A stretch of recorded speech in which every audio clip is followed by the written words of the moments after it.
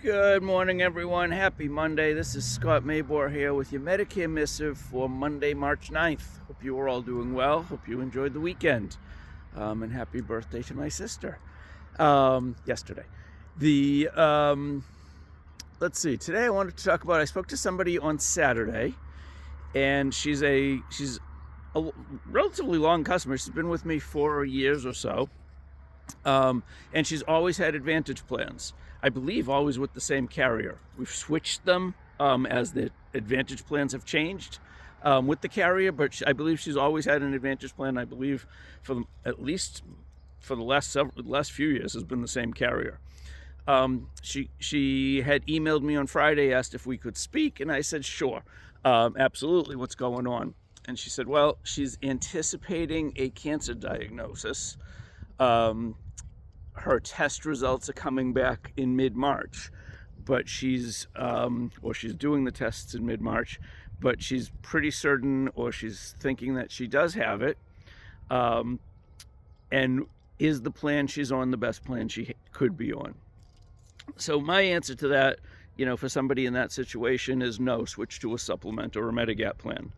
The reason I believe that is that the Advantage plans are typically going to have 20% co-insurance, and I've seen plans that are higher now, for in-network chemo and radiation.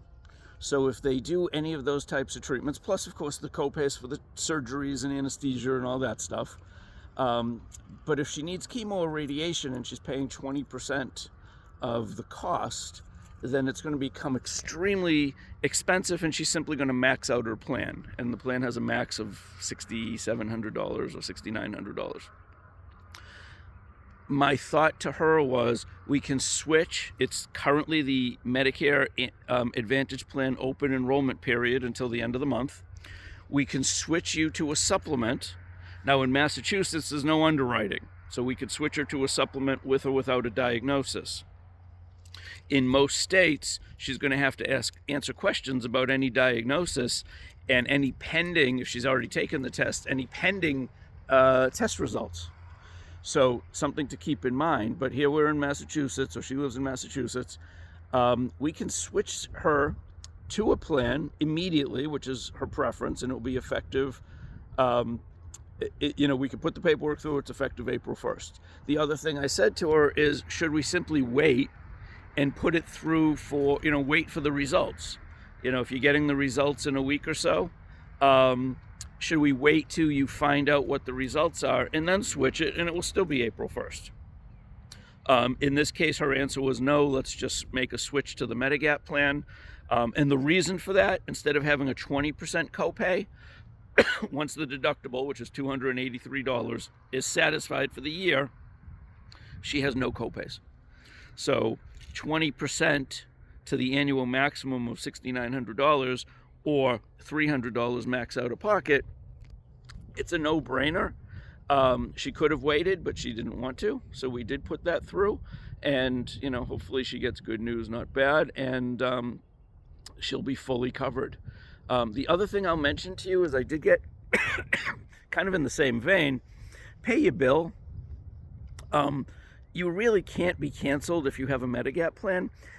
The primary way to be canceled is by not paying your bill. So I got an email, a call actually, but I got the message from another longtime client. I believe he has a self-inflicted gun wound. He's in the hospital, he's getting a gun, he's in for a gun wound, and he asked me if his supplement or Medigap plan is active. I looked it up and I said, no, it lapsed for non-payment. So he's now in the hospital. He's going to have he's got the copay for the Part A, which is $1,600 or so. I don't know how many nights he's going to be there, but most likely less than 60. So $1,600. He's going to have 20% of all his bills, surgeries, anesthesia, or anything else from Part B. And if he ends up going to rehab, I don't know the details of his wounds, or skilled nursing, after 20 days, he's going to pay $210 a day.